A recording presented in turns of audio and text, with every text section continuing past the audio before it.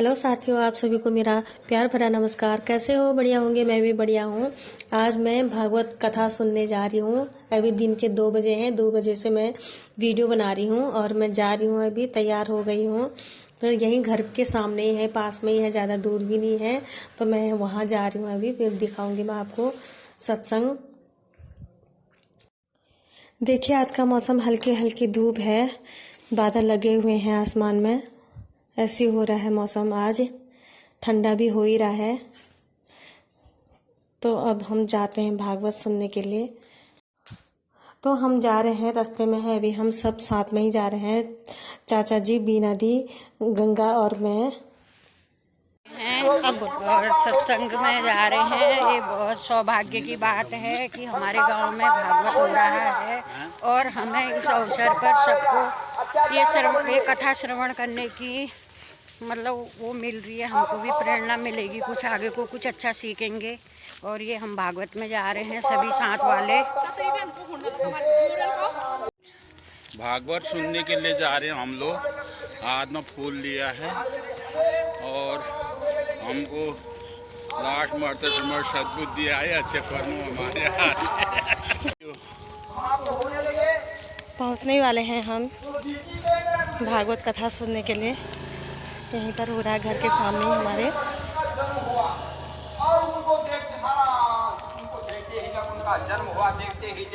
प्रत्यक्ष भी जानने वाले हैं। यह सब बताए कि प्रजापति के पति ब्रह्मा जी ने मरीचि आदि प्रजापति को उत्पन्न करने के सृष्टि को बढ़ाने के लिए मरीचि आदि मनुष्यों का स्वयं भूमनु ब्रह्मा जी के द्वारा आज्ञा से किस प्रकार की प्रजा की वृद्धि की। इस प्रकार के मनु जी ने उसके बाद कौन कौन सी संतान उत्पन्न की।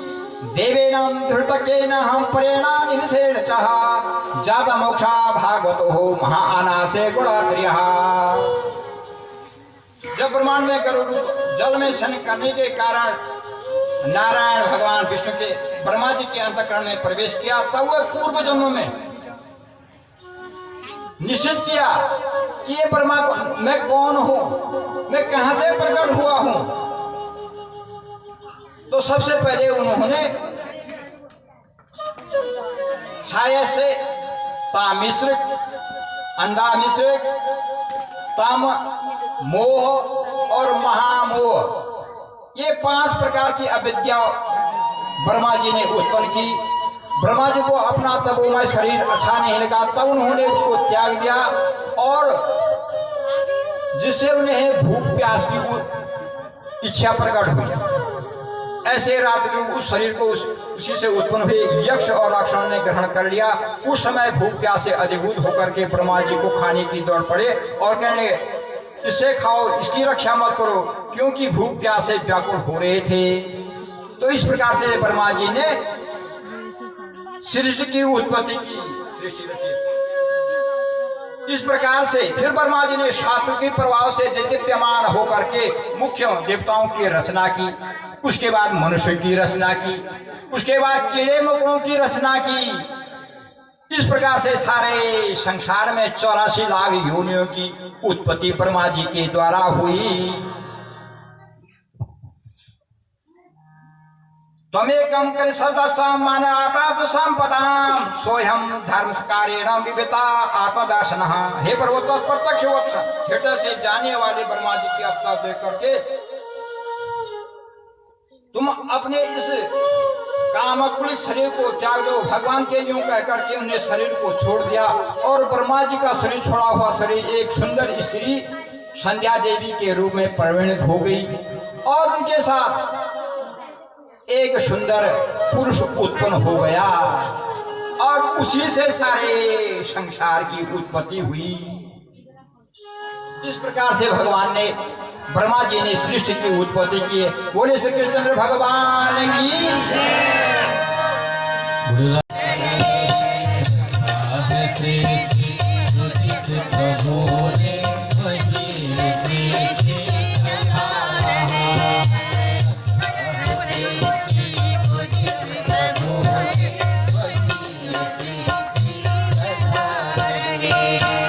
पेड़ हमें लगाए, जो पेड़ हमें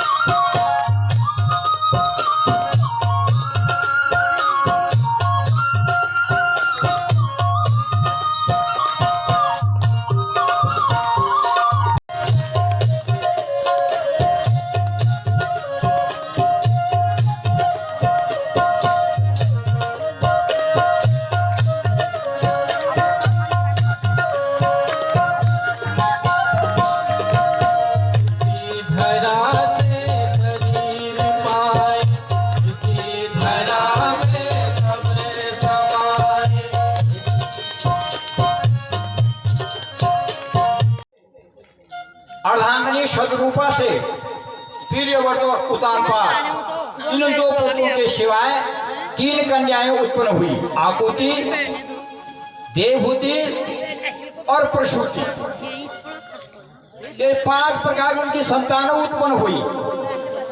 आकुति यद्यपि उसके भाई थे तो भी महारानी शत्रुपा के अनुसार उन्होंने रुचि प्रजापति के साथ पुत्र का धर्म के अनुसार उसका विवाह कर लिया। प्रजापति रुचि भगवान के अन्य जन्म के कारण ब्रह्मचर्य से संपन्न थे। उन्होंने आकुति के गर्भ से एक स्त्री और पुरुष का जोड़ा उत्पन्न किया। आकुति के गर्भ से उनमें से जो पुरुष था वो साक्षात यज्ञ स्वरूपधारी भगवान विष्णु थे और जो स्त्री थी वो साक्षात लक्ष्मी थी। मनुजी अपनी पुत्री आकुति उससे परम तेजस्वी पुत्र को बड़ा प्रसन्नता से घर ले आए और दक्षिणा रुचि प्रजापति के पास रख दिया। जब दक्षिणा विवाह के योग्य हुई तब उसने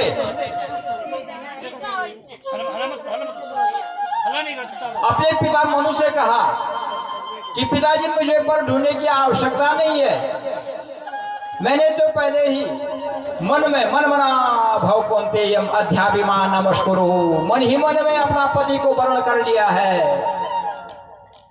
हे पिता, मैं भगवान विष्णु के साथ ही विवाह करूंगी। तो उसने भगवान को अपना पति रूप स्वीकार किया। इसे दक्षिणा बड़ा दक्षिणा ने भी अपना रूप बदल दिया।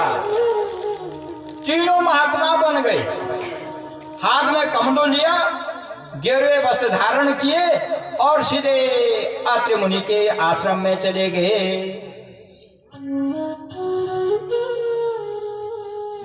जब आश्रम में गए उस समय अत्रि ऋषि आश्रम में नहीं थे, अष्टांग इत्यादि पूजा कर रहे थे। इतने में अनुसुईया आई।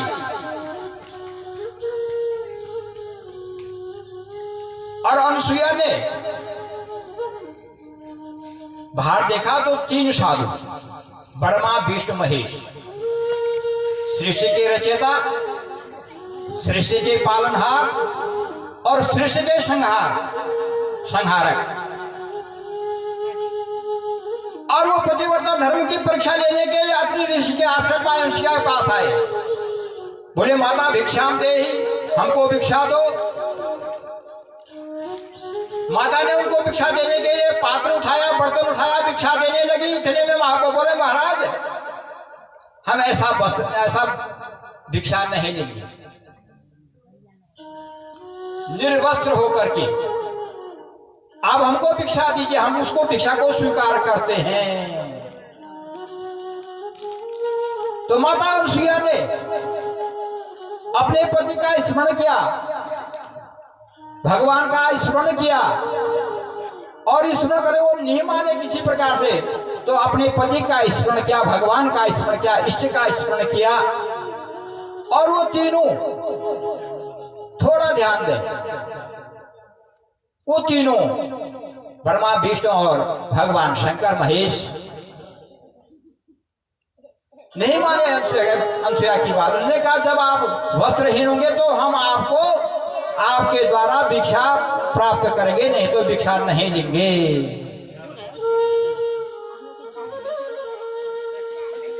अब सती तो सबके मन की बात जानते, वो तो परीक्षा लेने आए थे।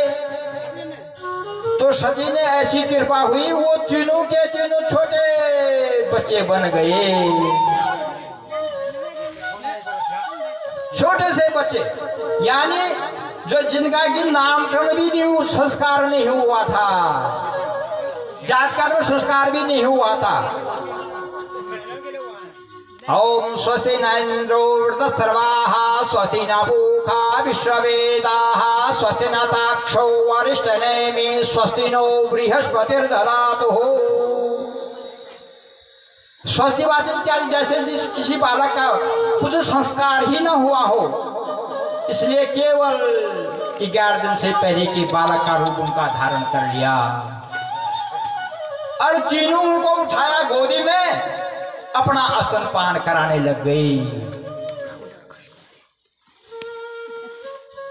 पालकी में सुला दिया, एक तरफ भगवान विष्णु को सुला दिया, एक तरफ भगवान ब्रह्मा जी को सुला दिया, एक तरफ भगवान शंकर को सुला दिया, पालकी में सुला दिया।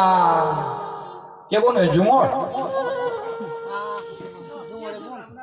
झुमोर को नहीं क्या बनाया, झुमोर बोल वाला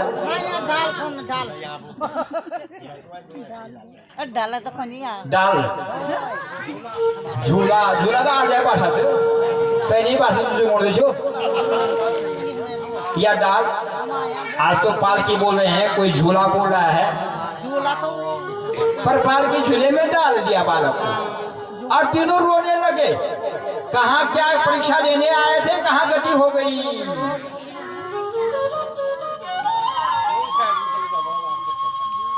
उनको अपना स्तनपान किया नग्न होकर के।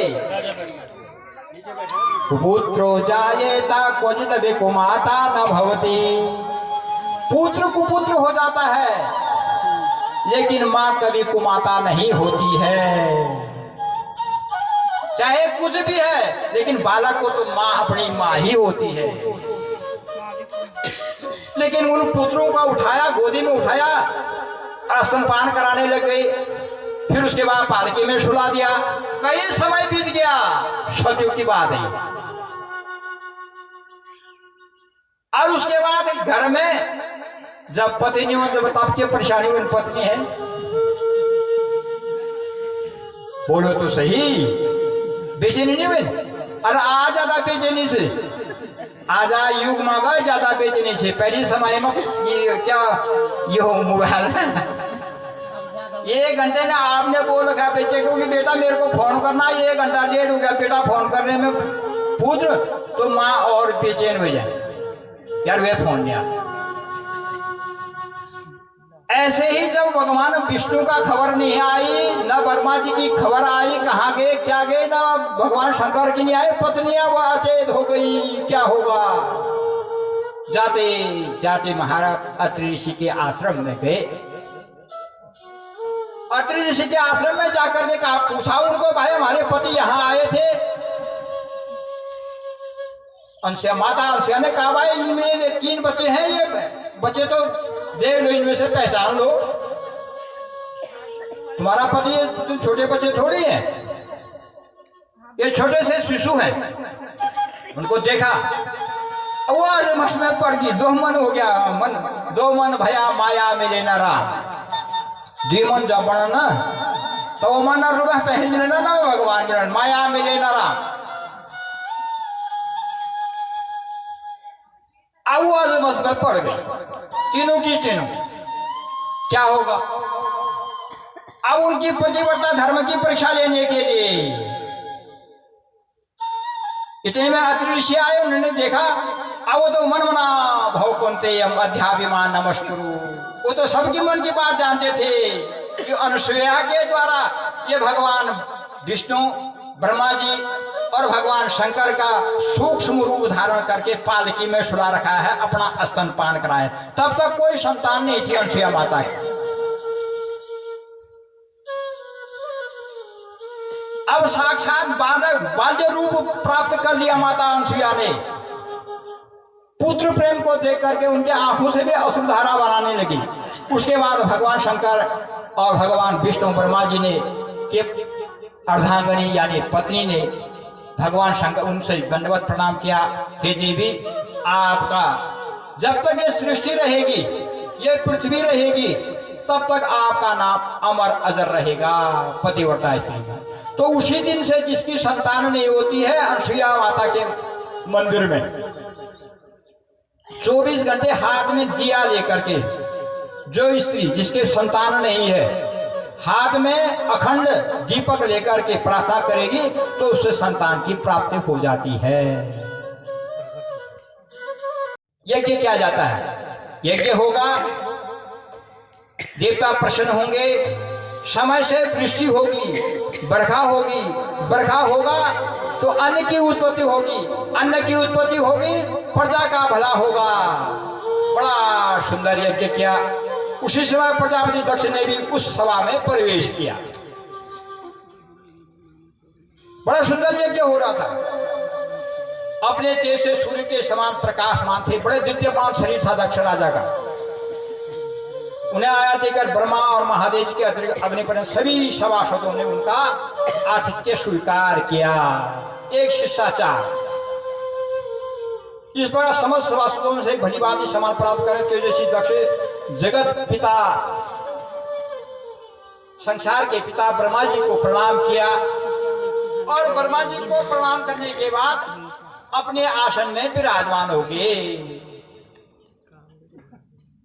वाचाम वाम चक्षुभ्याम निक्षुतम दवानिसः सूर्यताम ब्रह्मसायिनाम सह देवा सवाग्नहाम साधुनाम सुखदा यत्र नाना यज्ञमः सतः।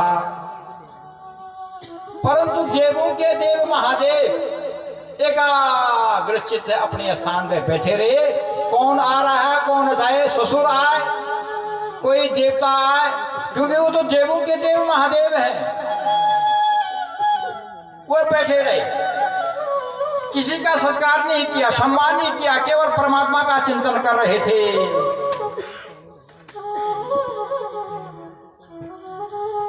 अब भगवान शंकर जब इस प्रकार से ससुर ने देखा दामाद को,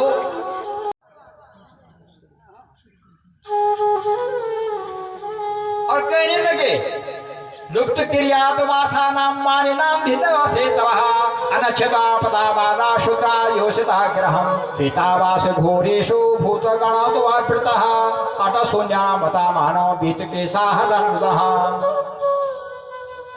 हे महाराज,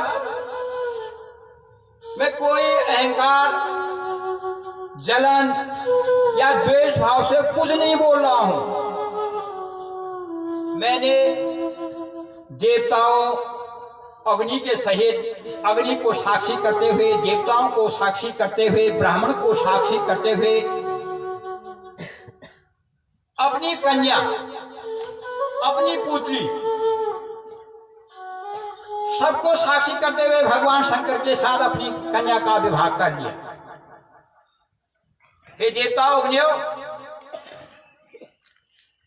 मैं ना समझ या द्वेष भाव नहीं कहता हूं, केवल एक शिष्टाचार की बात करता हूं। देखो, इस घमंडी शंकर ने मर्यादा का उल्लंघन कर दिया। होना तो ये जमा आया, मेरे को दंडवत प्रणाम करता, नमस्कार करता, इस प्रकार का अनुसरण करता जिसे मुझे भी बुरा नहीं लगता और इस सभा में बैठे हुए किसी भी प्राणी को बुरा नहीं लगता।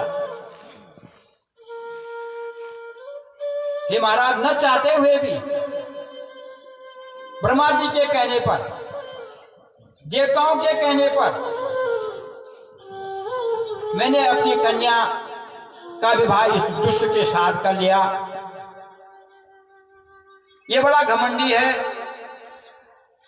भूतों के साथ वास करने वाला है, शमशान घाट में जाने वाला है, राख को ग्रहण करने वाला है, मुर्दों की राख को पहनने वाला है। यह सदा अपवित्र रहता है।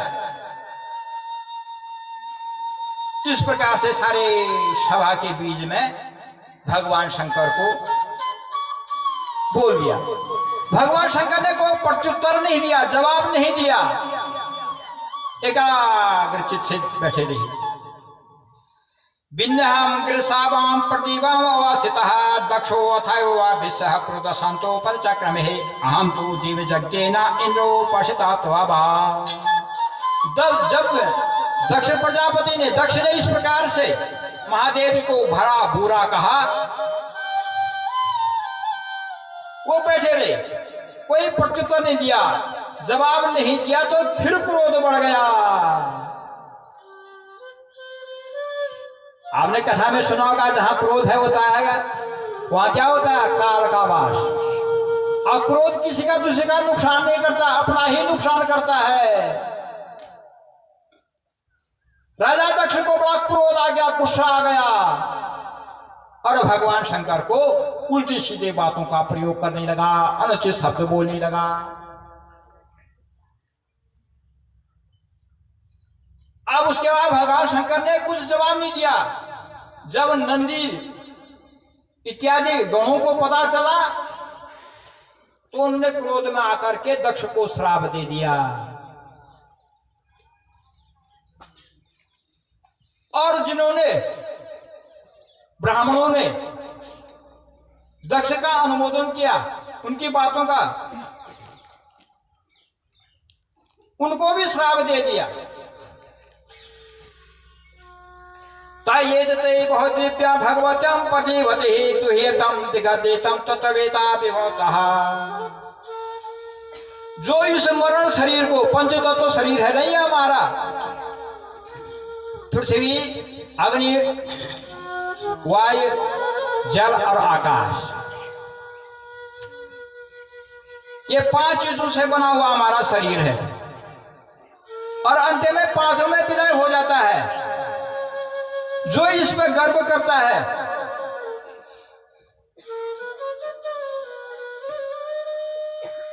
वो अधोगति में जाता है, उसकी सदगति प्राप्त नहीं होती है। जो इस पर गर्व करता है, इस प्रकार का श्राप उनको दे दिया, और अपने गंतव्य स्थान को चले गए। और सारे नंदी इत्यादि जितने भी भगवान शंकर के अनुचर थे, गण थे, वो भगवान का नामों का उच्चारण करते करते खिन्न मन होकर के भगवान शंकर भी कैलाश को चले गए। बोले शंकर भगवान की जय। कैलाश के निवासी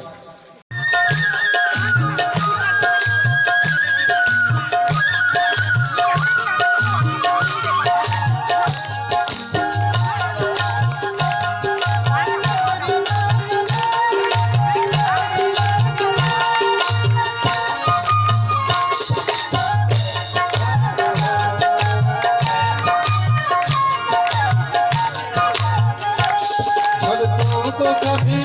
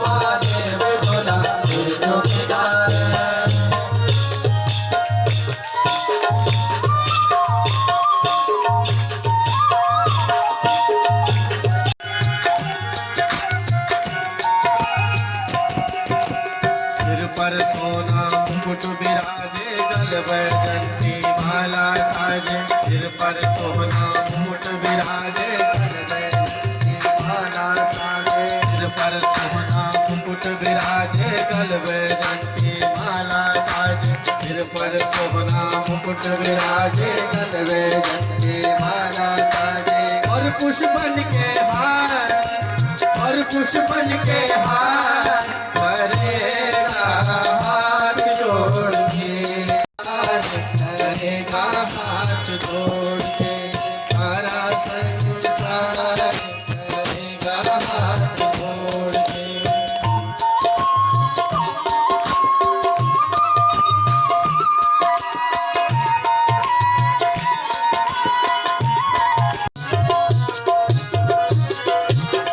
प्यारा परिवार मैया भक्तों की भीड़ प्यारा परिवार मैया भक्तों की भीड़ हर मन की तू जानी